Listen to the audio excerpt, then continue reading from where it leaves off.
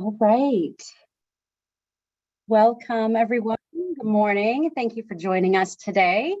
Looking at the group of attendees, we have a broad range of participants on today's webinar, and we just want to welcome everybody. And just to make sure you're in the right place, this is the I-270 Origin and Destination webinar. I'm Jessica Mickelbus, the Region Transportation Director for CDOT Region 1, and Region 1 is where the I-270 project resides. Today, we're going to provide you a brief background on I-270, team and staffing updates, followed by the origin and destination study results. We're going to go ahead and share the slide deck on the screen now. So I'll pause while we make sure that's popping up and we're getting ourselves in order.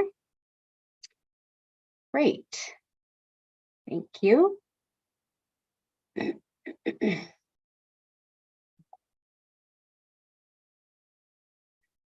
And just to let everybody know, we are recording this and we're still letting some folks in. So if you're hearing kind of the ding dong sound, that's what you're hearing.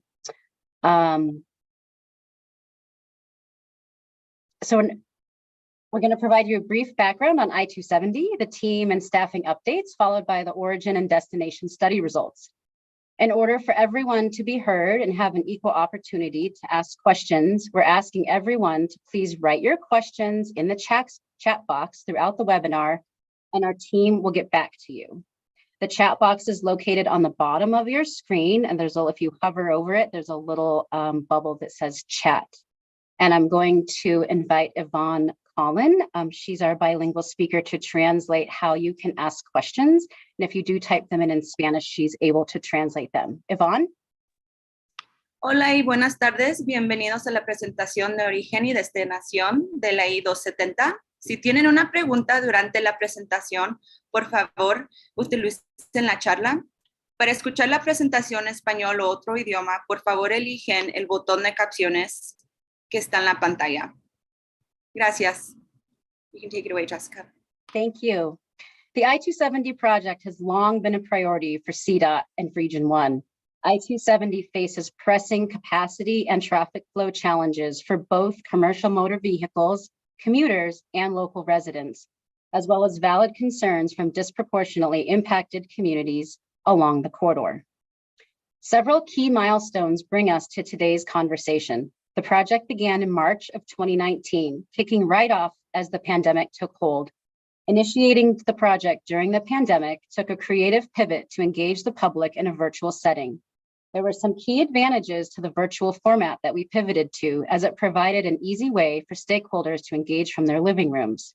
In fact, we saw over 1,500 people join virtual meetings, including significant numbers of Spanish speakers. Much success was had for a broader audience regarding the corridor. However, the boots on the ground outreach was clearly challenging without the ability to meet in person. And that's what we're excited to kick off as we step into the project again. Another key milestone, Senate Bill 260, passed in 2021, called out I-270 specifically with regard to public engagement and outreach, air quality analysis, and impacts to different disproportionately impacted communities. Next slide.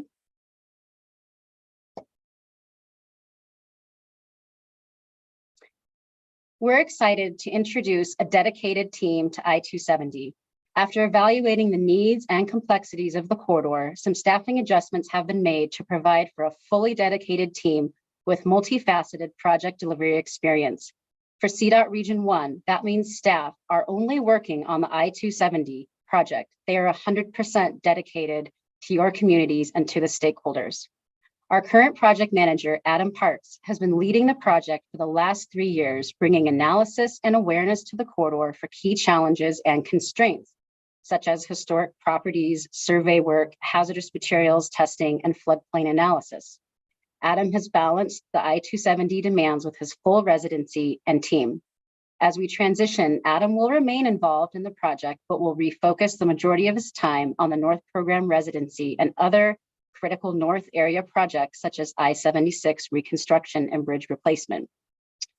Directing reconstruction of the I-270 bridge bundle on the slide that you see now, which is 8 Brad bridges, is Katie Dawson, a seasoned CDOT resident engineer. Katie will direct the bridge designer and contractor to innovatively replace the 8 aging structures through phasing that minimizes impacts to the traveling public while providing a major safety benefit. Additionally, we have added a bilingual community liaison to our team. This full-time liaison will integrate themselves into the community to gather feedback and build relationships with the team. We're in the process of hiring this individual now and hope to have someone in the chair early 2023. Lastly, I'm very excited to introduce Bob Hayes.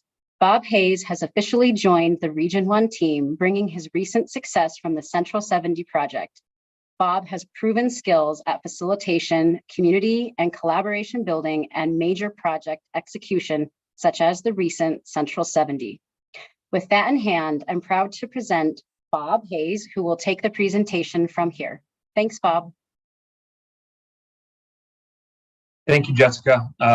Really appreciate the opportunity to come work on I-270. Excited to work with the staff that has really championed this project since its beginning several years ago, and really push it forward. Such a critical corridor for the Denver community. So really excited to have that opportunity. I am going to go into a little bit of an overview, just some background on I-270, and then we'll hand it off to Eric Sabina. He's going to walk us through the origin destination study that we've undertaken. So I-270 was built in 1968, and as you would expect, that's creating some situations where we have some pretty old infrastructure associated with this 6.5-mile stretch between I-25 and I-70. So on the west end, I-270 ends at I-25, and on the east end, it ends at I-70. We have 2 lanes in each direction for that stretch, and then we have interchanges. We have 4 of them, one at I-76, one at York, one at Vasquez, and one at Quebec. The highway also crosses over several railroads and multiple waterways, which create those bridges that Jessica was talking about, which are in some pretty bad shape. And so the 2 railroads, we've got the Union Pacific Railroad and the Burlington Northern Santa Fe Railroad. And then we have the South Platte River, Clear Creek, and Burlington Ditch, which create the additional bridges. The adjacent land uses along I-270 are primarily industrial. We do have clusters of residential and commercial land use adjacent to I-270, but again, the primary land use is industrial. We do have some regional trails in the area as well. So the Sand Creek Greenway, Clear Creek Trail, and the South Platte River Trail run adjacent to and along the I-270 corridor.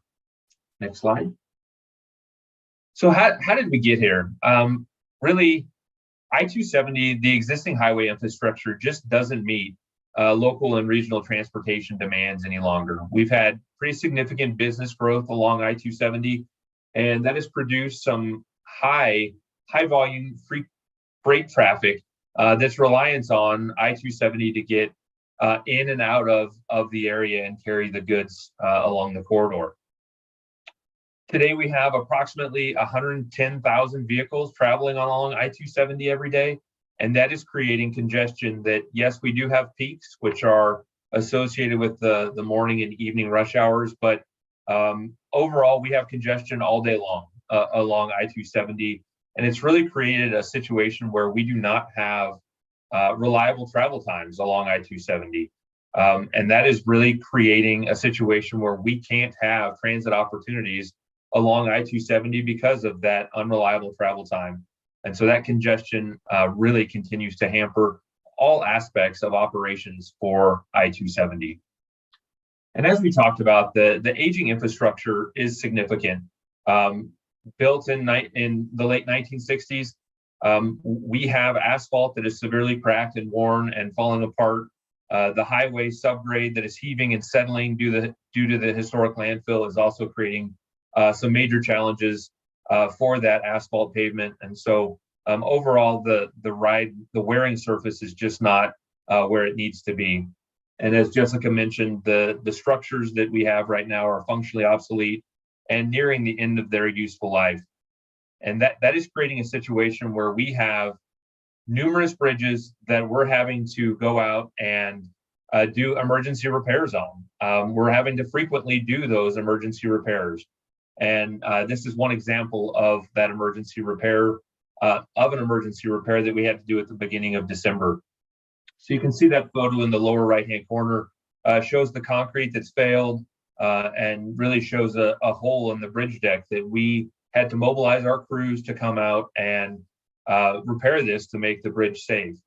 And you can see the crews there doing the work, but as we responded, we had to close a lane of I-270 in order to do that repair.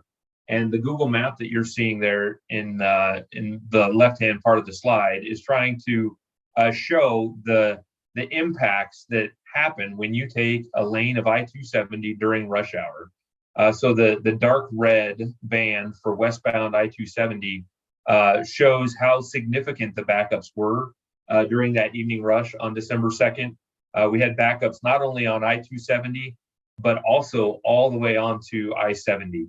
So if you get into that traffic queue, potentially hour plus commute for you home, back to that non-reliable travel time, and the challenges associated with trying to hold these bridges together right now out there on I-270. So with that, I'll pass it off to Eric, and he can dive into this origin destination study that we've been able to perform on this I-270 corridor.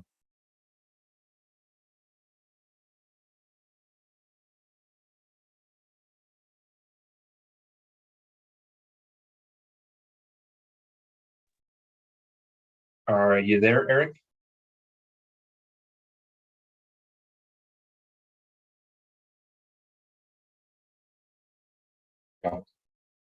Aha, sorry about There that you all. go. I was waiting to be unmuted. Gotcha. Always a good idea to keep me muted until the last possible moment. Thanks, everybody. I'm Eric Sabine, and I'm with CDOT headquarters. I've been with CDOT for about 10 years, and I've been a great 10 years with a wonderful team to work with.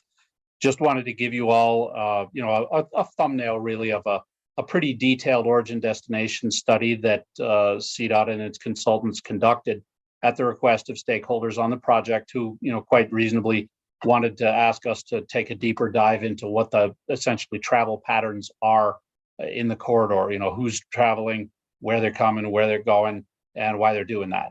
So, we refer to this, in the lingo as an origin destination type of study.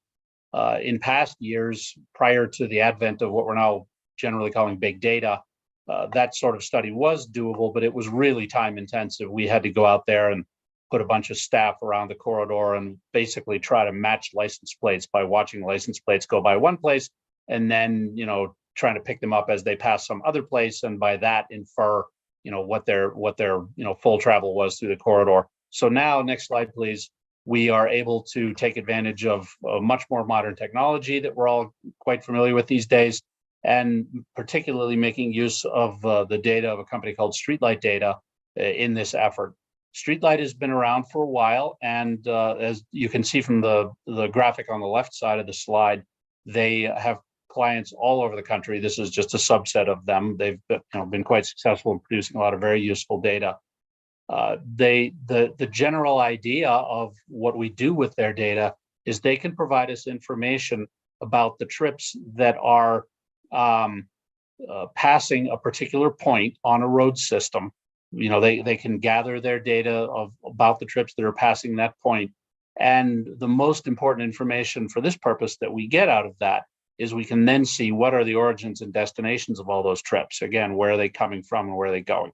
There are other statistics we can get, like average trip distance and duration and so forth. Next slide, please. Key point that I want to make that is always important to everyone. These data are anonymous. We don't have any information in the data that we or our consultants get from the public about, and from Streetlight, about who is making any of these trips. So this is, very strong privacy protections in the data to make sure that nobody's privacy is being violated. Next slide, please. The general idea here, without going into a ton of detail, I mentioned a minute ago that how we do this is we get data from Streetlight that passes particular points, and then we can see origin destinations of the trips passing those points. These blue dots show the the points that we used. So these are the locations of the data that we obtained from Streetlight to sort of put together this picture of the overall origin destination pattern of travel in the 270 corridor. The data that we get from Streetlight is 24/7, 365. So we can break it up into time periods, as you see here, different days of the week, different time periods of the day. They also have the ability to break it up, broadly speaking, into different types of vehicles. So we did analysis for all types of vehicles combined, and we also did analysis for trucks separately from the general class of vehicles. Next slide, please. So, as I mentioned before, we're giving sort of a snapshot of a larger project. This slide for me is particularly important in sort of summarizing some of the big picture of the outcomes of the origin destination study.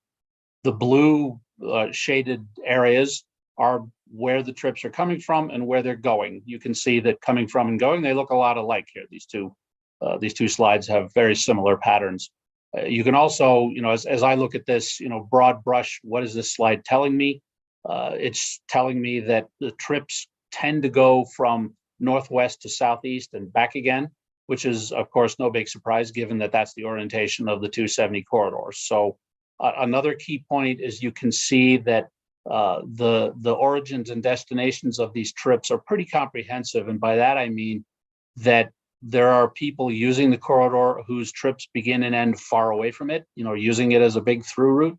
There are also uses of the corridor by people who live right near it. So you can see that the area really close to 270 is also shaded, indicating that there are trips coming from and going to those locations near the facility. So that's a key point, is that this is a very broad use facility that's used by everybody that's trying to make these northwest to southeast trips. Next slide, please. Another thing that some of our stakeholders were really curious about was the opportunity for transit in this corridor. And so we definitely focused on that as we were examining the data from Streetlight. And this pie chart gives you a sense of the sort of trip pattern data that's relevant to this question of, is this a transit, potential corridor? Big picture is that the colored pies, the colored slices of pie on the right are the sort of longer distance trips in the corridor that start, up in the far northwest, northwest US 36, Boulder, and that then proceed through US 36, through 270, down on I-70, and into destinations or origins down in Central Park, Montbello area, and into Aurora as well. And so, the key takeaway on this is that something in excess of 40% of the trips using this corridor are of that sort of length. They're a pretty long trip that goes from, I call it soup to nuts, from one end of this Uber corridor, US 36 combined with 270. And, when you consider that roughly 110,000 vehicles are using the 270 corridor on a typical weekday, that gives you somewhere in the neighborhood of maybe 40, 45,000 of these longer distance trips. So that does indicate to us that we have some data here that's useful to a transit market analysis, and we'll be working with our team and partners as we consider how best to go about that. Next slide, please. Another slide concerning demographics, several sort of real broad brush looks at the demographics of folks who live in the vicinity of the corridor. I'll get in a minute to those who are using the corridor. But these are kind of the most common demographic characteristics that we focus on when we're trying to answer these types of questions. You can see, air quotes, minority population slide on the left. That is essentially all the population that identifies as other than non-Hispanic white. So, and again, the darker orange is higher percentage of minority population in those areas. Less dark orange is lower percentage. You can, a obvious takeaway from this is that there is a high percentage of minority population that are relatively close to the corridor. The white areas that you're seeing here are industrial of one sort or another, or open space where there essentially is not any, there little or no residences there. Middle slide here shows the low income households. These are what's referred to as extremely low income households. So they're actually 30% of the area median income. So pretty low, you know, we're focusing on the unusually low income households. And again, you can see, you know, where the darker orange are, that those are higher concentrations of such populations, and the less dark orange are less so. And white, again, is what I said before. And then finally, housing cost burden, where they're spending 30% or more of their total income on households, is on the right side. And it, you know, has a pretty similar pattern, especially to the low income households, which of course is what you'd expect, because that's, you know, obviously low income and housing cost burden are often closely aligned with one another. Next slide, please. So the previous slide was just talking about the demographics of where people live and who's living there. This one gets a little further into the question of who's actually using the facility. So you can look at the sort of boxes there on the left side. We start with the streetlight data that I mentioned before about you know, trips passing a particular point, and looking at the origin destination patterns. Once we have those origin destination patterns, then we can sit those origins and destinations on top of the Census Bureau data, that's that green box there, and we can see the demographics, the income levels, the, you know, ethnicities, and so on, that are in those census geographies. These are, you know, census blocks and block groups, as the terms are used. So combining those two things, the streetlight data's patterns of origin and destination with the census data of the demographics of the population that are in those areas where the origins and destinations are, we then get a sense of who actually is using this facility.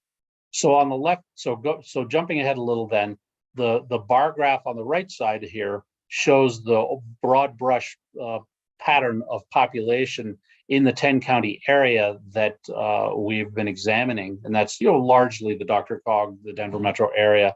And you can see, you know, roughly, for example, half of those households are housing cost burdened. About a third of them are air quotes minority, 15% low, you know, this extremely low income. And then on the left side, that's, you know, circled in the purple box there, you can see in somewhat contrast on 270, however, that the pattern looks somewhat different, and that we have a high percentage of both minority and housing cost burden populations that are using they're actually driving on this facility. So that's one of my key takeaways for usages of the facility. Next slide, please. So a couple of other points then, and then my part of this presentation will be done. We recognizing that there is congestion, as Bob Hayes was talking about, on this corridor. It does have a number of effects. Obviously, there's just delaying people. The other one is that some people are diverting off of 270 and seeking other routes to get through the corridor to avoid congestion. So I did just want to highlight a couple of examples of that. You can see here, you know, when you have sort of red congestion there, as that red arrow shows on 270 itself, we've observed people diverting to a couple of different routes. The green one is South Sand Creek Boulevard, that parallels 270, and you eventually, I guess, can jump back onto 270 there at Vasquez. And then the blue one, which also has people doing it, is up through Central Park Boulevard and onto Northfield Boulevard, and then sort of working their way past Quebec and into the, you know, the neighborhoods or the employment areas to the northwest of that location. Next slide, please. And then similarly, looking in the other direction, you know, for the eastbound trips and what sorts of avoidance is going on there, we have, you know, the green slide is people diverting south on Broadway, just west of I-25, and then cutting over on 224, and then finally ducking back down York and getting on the facility again. And then we have a number of people who are coming from the north and northeast who just avoid the western half of 270 and go down Vasquez instead, and then, you know, get onto the facility where the Vasquez interchange is. So that is my portion of the presentation, and I'm now going to turn it over to Rebecca White. Actually, Eric, I appreciate it, but I think I'm gonna do these next couple slides so we can move on to and talk a little bit about next steps here. So when CDOT began the study, the environmental study for I-270 several years ago, the department was committed to focusing on the community and stakeholder input, and we wanted to conduct a thorough analysis of potential impacts. We also needed to balance that with the safety of the traveling public and the recognition that we have deteriorating infrastructure on I-270 that needs to be dealt with in a fairly quick fashion.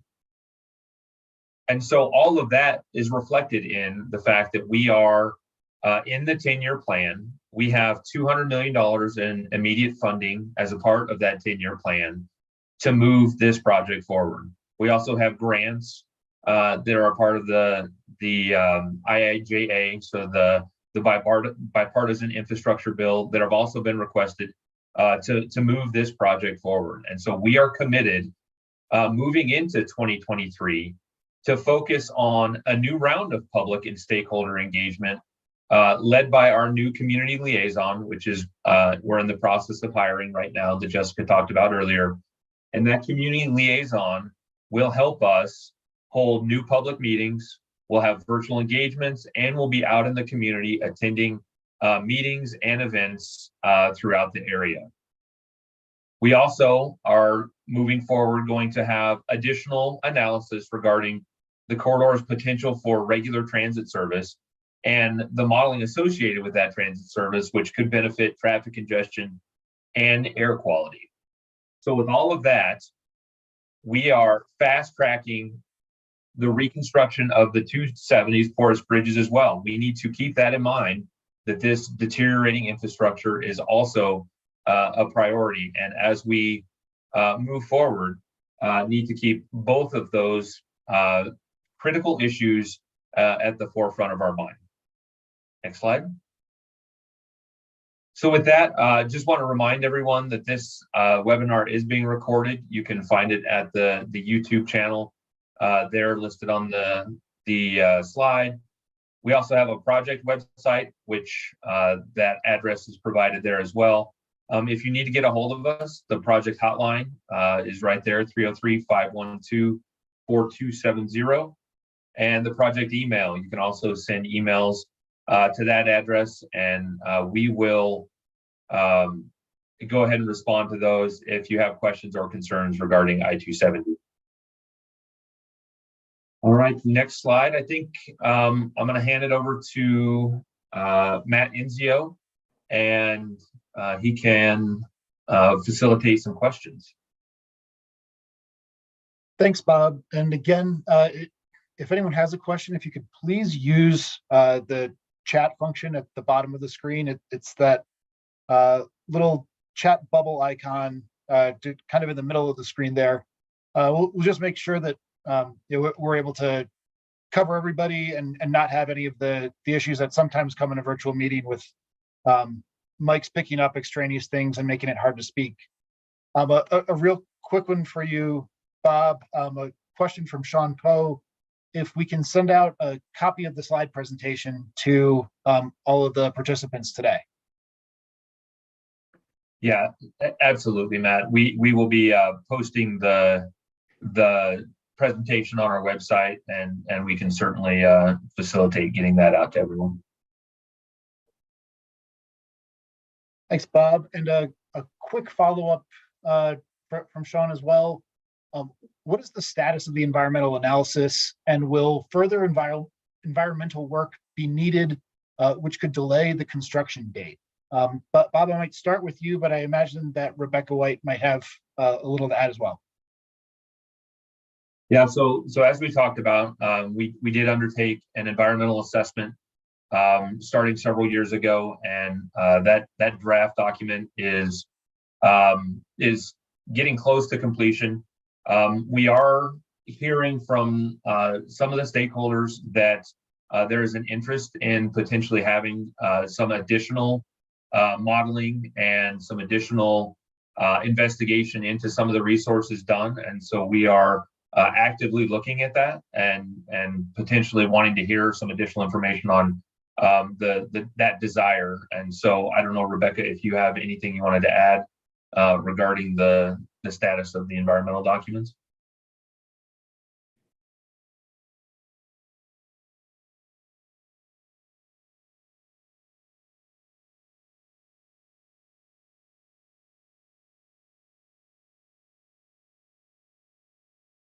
We can't hear you, Rebecca. Rebecca, we can't hear you. Whatever reason, yeah.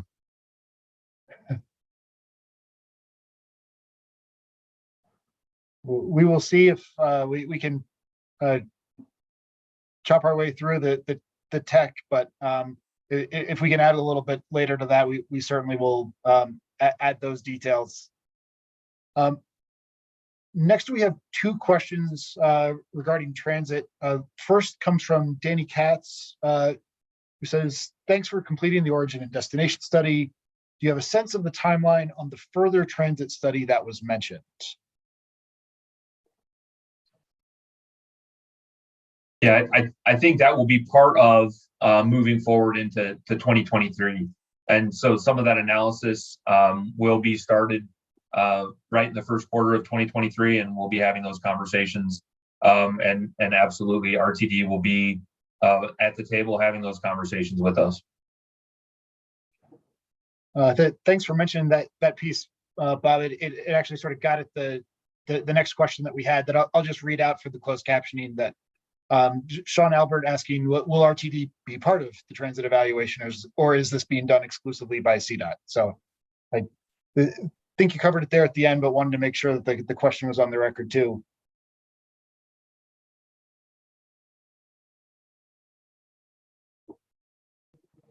One more question coming in.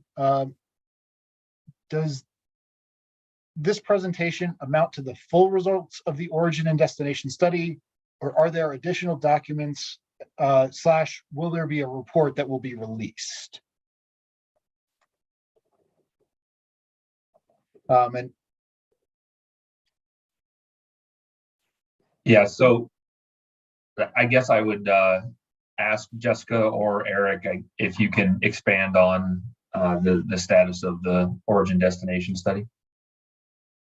Sure, I can take a stab at that, and then Eric, you can jump in if you see some additional information. So the origin and destination study was a large compilation of data. So there are a lot of graphs and charts. Currently, it's not in an official report product, but we are working at weaving that into our environmental analysis as we move forward to really make sure we're taking into account where people are coming from, where they're traveling to, and how we weave that into design of the corridor, consideration of alternatives, and in particular, consideration of phasing of bridges and the reconstruction of the 8 bridges.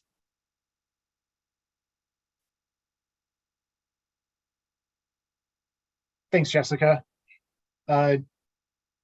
Next question comes from Martha Ruskowski. Will the bridge reconstructions need to wait for further environmental analysis? So on that, once again, it's a delicate balance of needing to do this or the desire to do this additional evaluation, and yet having the safety of the traveling public in mind. And so I think we are going to move forward as quickly as possible, getting those bridges replaced, but understand it's a delicate balance with that environmental document and realizing that there may need to be potentially additional analysis done in order to move that critical bridge project forward. I don't know, Jessica or Rebecca, if you have anything to add on that. Rebecca, can you speak yet? I'm going to try. There you are. We got you. All right, Bob, can you restate the question? Because I was busy arguing with my audio. Yeah, I think the question was simply the relation between doing this additional analysis and looking at the transit and the modeling and all that goes into that, and how that ties in with the replacement of the bridges, the critical bridges, and do you have to wait for that additional analysis to be done in order to replace the 8 bridges? Okay, yep, good question. So absolutely these things can happen on a parallel path because the issue of the poor structures, the bridges we have out there is really one of engineering and design. And that's why we have Katie Dawson and a team on board right now that is already looking at what we need to rebuild those bridges and designing that out. So that's work that's underway. And I think needs to happen right now as we continue to do the environmental analysis. So on a parallel track, what we can do is, and would like to do, is take a harder look at transit and what it might be able to deliver for this corridor. Can we move more people out of cars into transit if it is regular and reliable and becomes a real trip option for I-270? And then if our modeling and analysis shows that, what does that mean for some of the air quality results? So those are really the next two key pieces we'd like to undertake is running some of the travel models again, taking a harder look at transit, and then seeing what that means for the air quality analysis, which are really two key pieces of an environmental study. And just to loop back on a previous question, you know, that we haven't been idle over the last few years. So in terms of the environmental work that has been done, there's a lot of good foundational work we've done, mapping of wetlands, analysis of historic properties. We've taken a look at hazmat. There's a lot that goes into these studies that are sort of required steps, no matter what the corridor is. So we have quite a bit of that foundational work largely completed, which puts us in a good position going forward.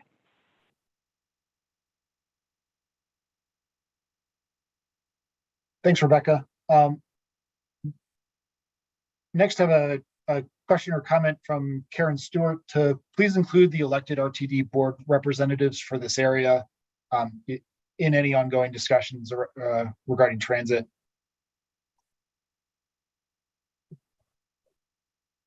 Yeah, absolutely, man. And thanks for the head nods, Bob. And another next question coming from Rachel Hulting. Thank you for the update. Can you speak to the bike and pedestrian improvements throughout the I-270 corridor? Bob, I don't know if you want to start or if there's some broader points that Jessica wants to take here instead. Yeah, I would love Jessica to help me with this one. Yep, happy to. I actually pulled up our map, and thank you for asking the question, Rachel. We have been over the last several years doing a lot of hard work and taking a hard look at bike and ped in the area. So I think some folks on this call were with us. We did a walk with Jonathan Stalls and the community with several of the commissioners and several community members, and we walked along State Highway 224, which, to orient you, is kind of toward the northeast part of the corridor. It's a unique road in that it has residential alongside it, but it also has a lot of commercial motor vehicles that use it. You have a school on one side, you have children trying to get across the street to access their community resources. And so we walked along that corridor and really discovered that there was a heavy need for some sidewalk improvement and for some crossing improvements.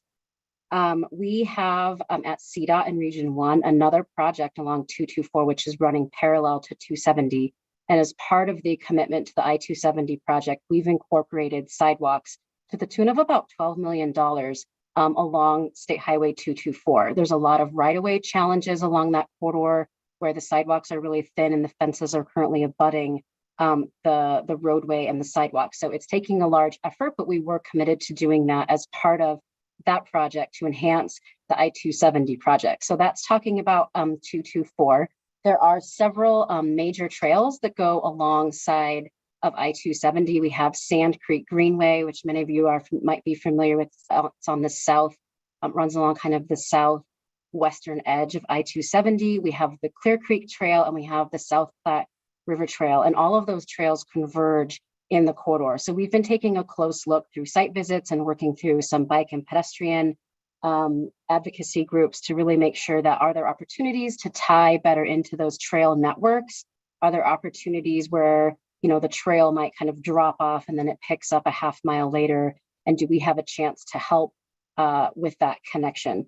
So I believe we were trying to work on some sort of a bike tour, but the season's caught up with us. So we're hoping to do maybe a bike tour in the summer or spring of this year and really get out there and try and ride firsthand experience and see what that feels like.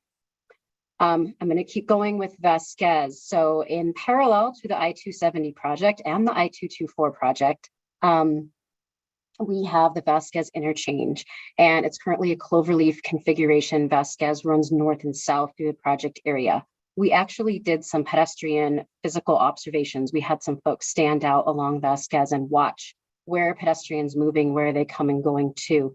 And what we observed was that there are individuals riding their bikes along Vasquez. They're crossing over the cloverleaf ramps, the on-ramps, the off-ramps, which is always an unsafe condition to have pedestrians or bicyclists crossing at interchange ramps.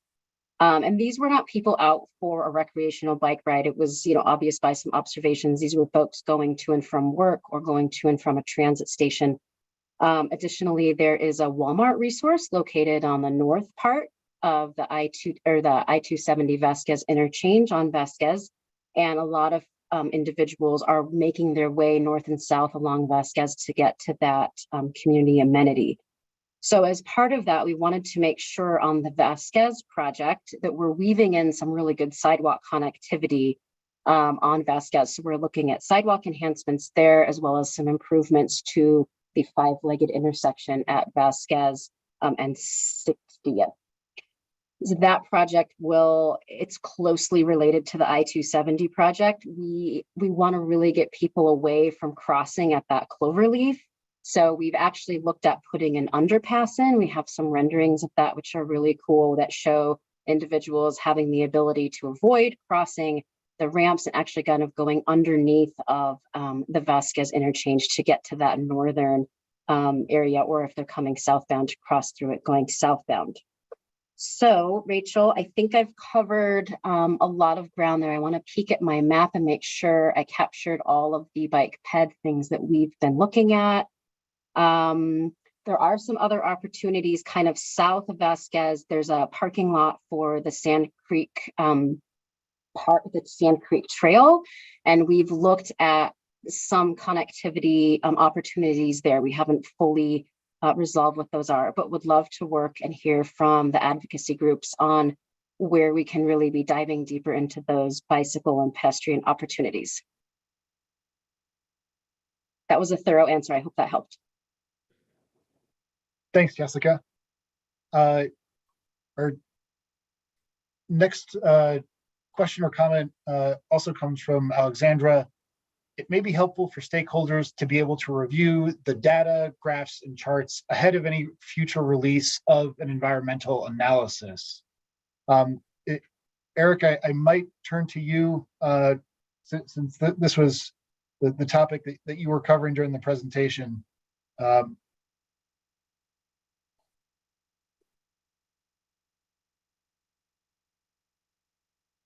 Thanks, Matt. Sure. I think the best way to put this is that we do have a larger slide deck that was produced by the consultant that goes into some more detail on the origin destination study. It can be a little bit dense and a little hard to understand at times. I mean, of the full disclosure, I scratched my head pretty hard on some of the slides in it. So part of what we were doing today was to try to boil that thing down to a more sort of understandable message and description for you folks today.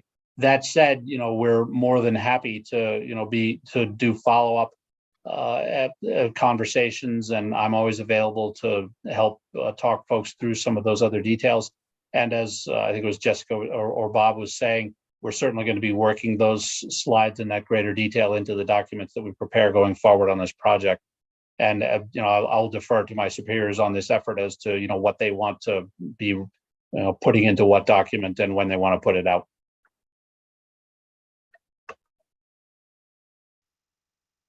Thanks, Eric. Our next question comes from Martha Ruskowski. As a follow-up, will the new bridge project include added lane? And again, we'll go through the NEPA process and the clearances that are required.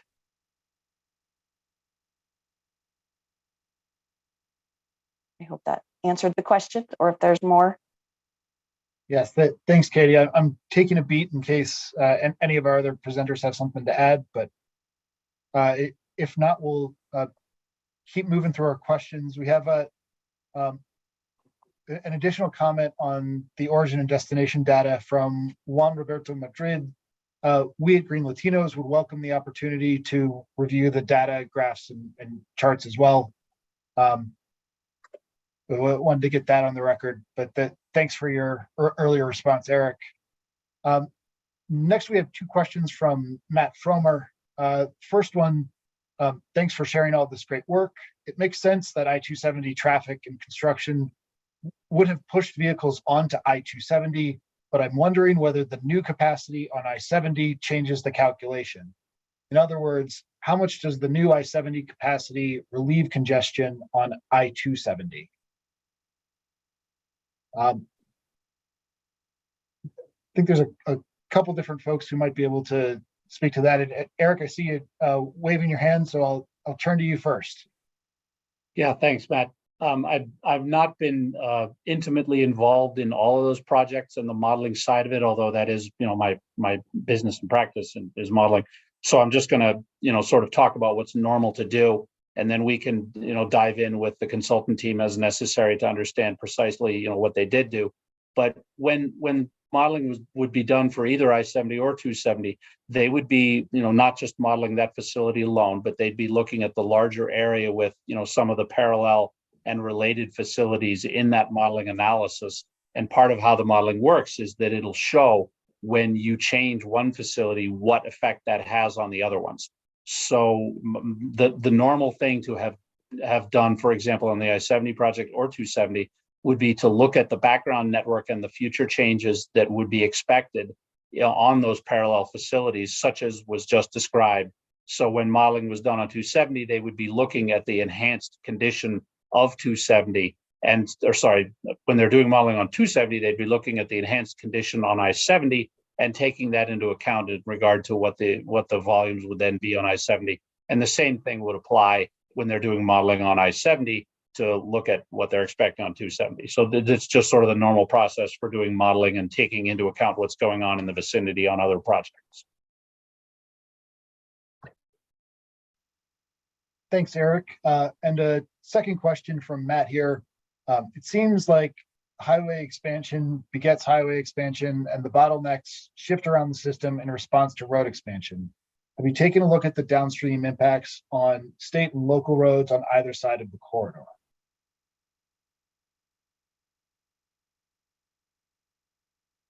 Look, you get to hear me talk again. I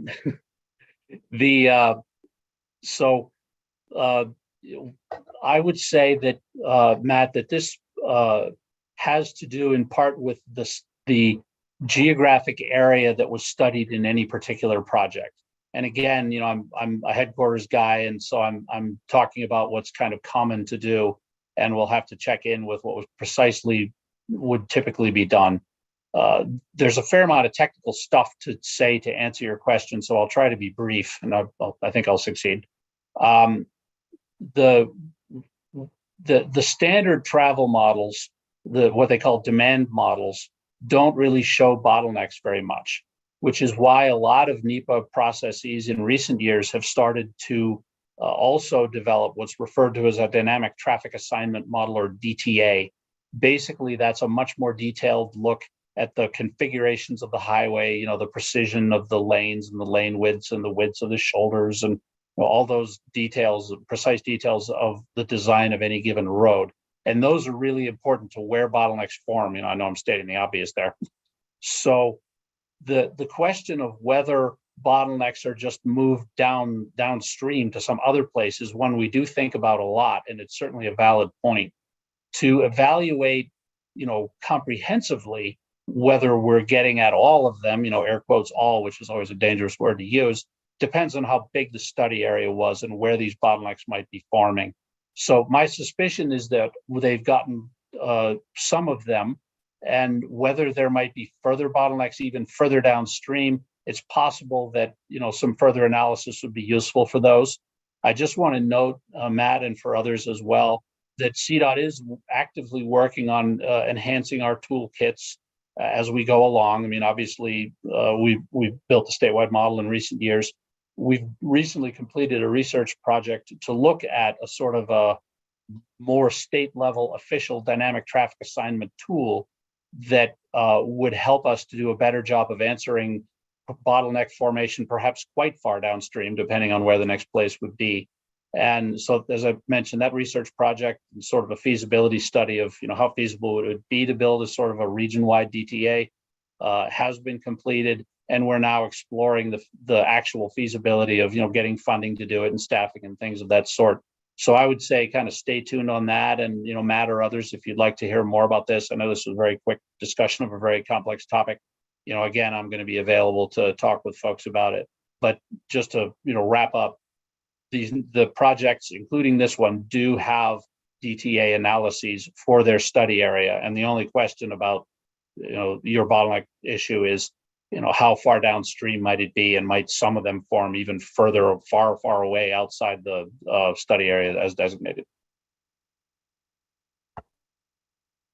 Thanks, Eric.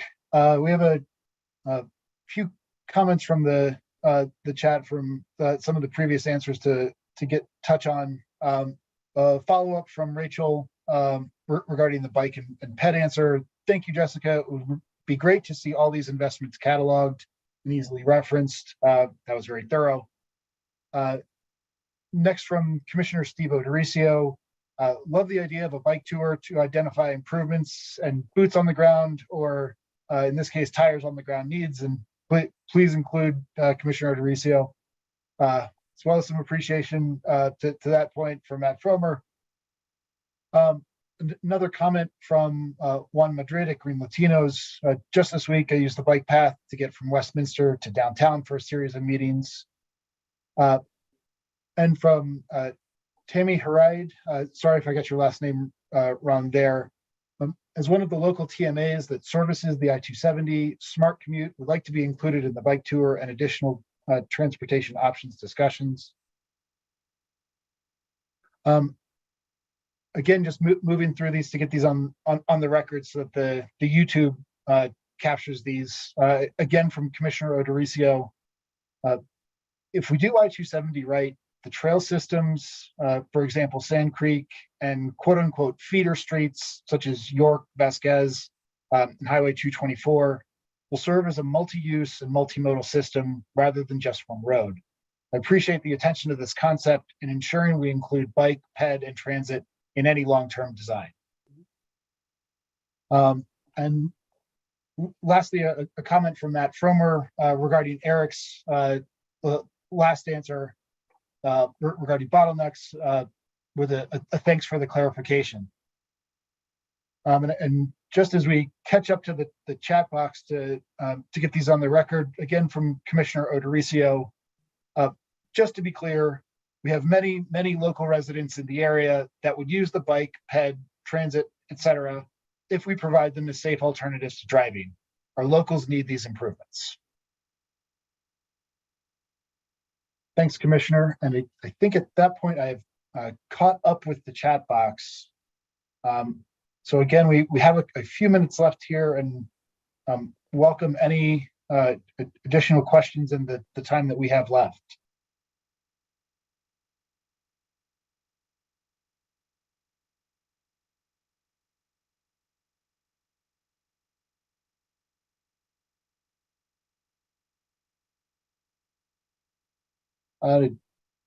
Additional comment from Commissioner Lynn Baca. Thank you for the thorough presentation on 270 and look forward to partnering with CDOT. I would also like to be included in the bike tour. And I imagine as we're taking notes on this and the tour quickly grows in interest, we'll take note and follow up there. One additional question coming through, again from Martha Ruskowski. Is CDOT considering doing a full EIS? I think I'm looking at my colleagues. Yeah, Matt, Bob, do you want to go ahead and start? Thanks. Yeah, I'm happy to start. And Rebecca, you can add on anything if I miss something. I think I'd recircle back to my answer earlier, which is that we've undertaken the EA or environmental assessment process to this date. We are getting closer with that document to having a draft. We have heard from several third parties that they are interested in having CDOT pivot to an EIS at this point. And I think we're interested in hearing more about that from those groups and trying to understand that request. So Rebecca, I don't know if you have anything to add to that, but that is kind of a restatement of my previous answer.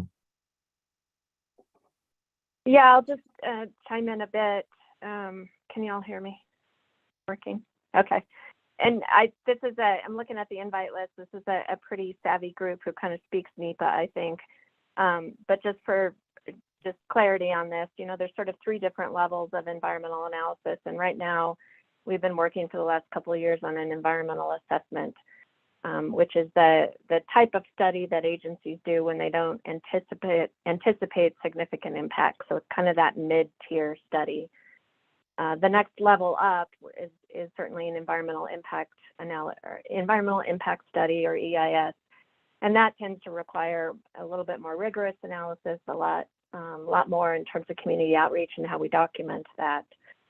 I think there's a perception out there that EISs can take years and years and decades and decades. That's certainly not a foregone conclusion. While we've seen some EISs that take a while, Central 70 was certainly the case. There's actually a lot of practice and precedent and energy around making EISs what they really should be, a quicker, more thorough analysis that doesn't bog the community or the agency down for a long time, because that's really not the way I think any of us want to study projects. You lose your stakeholders over that period, and it's really hard to maintain momentum. So I just want to add that perspective on an EIS. They can be done quite quickly. In fact, there's a lot of precedent for getting them done in a year to a year and a half, which is not a long time in the world of environmental studies, for sure.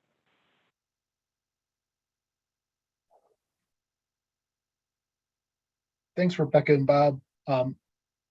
Not seeing any additional questions, and just as we're getting close to time, I'll reiterate, you saw this in a previous slide, but 2 methods to reach directly to the project.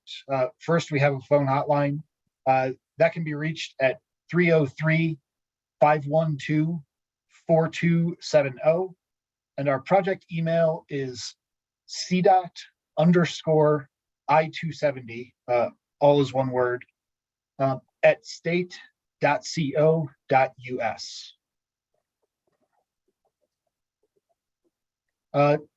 Seeing a follow-up question here from Commissioner Odoricio. I appreciate the additional attention to impacts, but what would an EIS add to the timeline?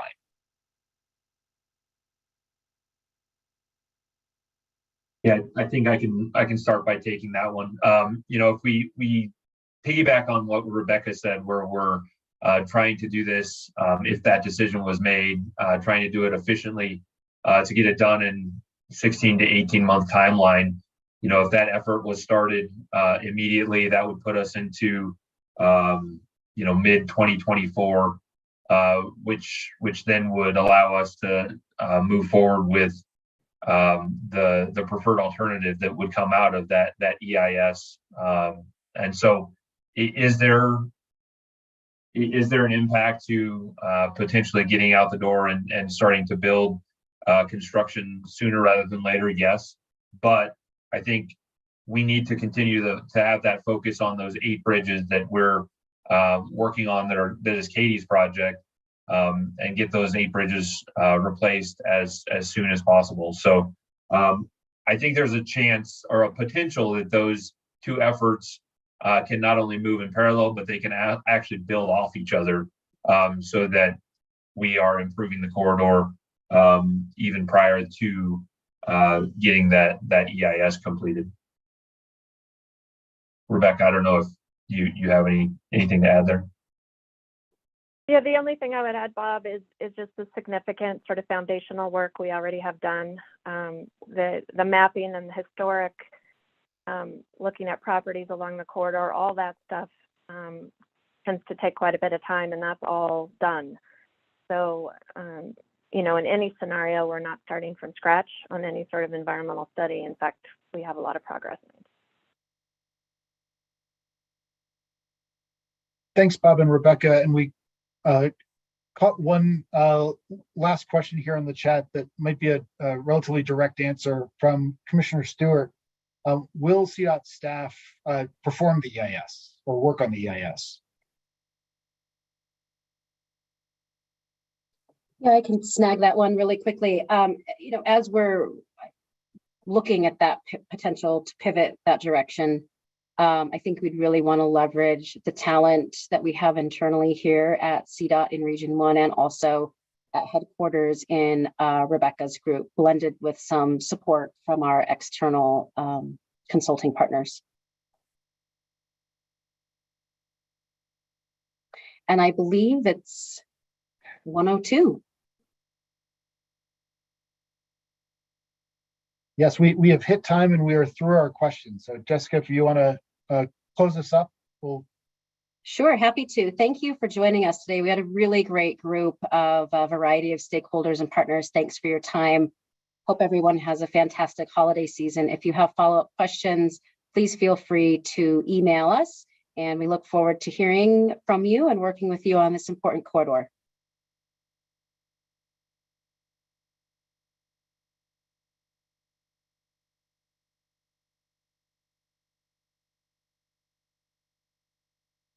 Thanks all.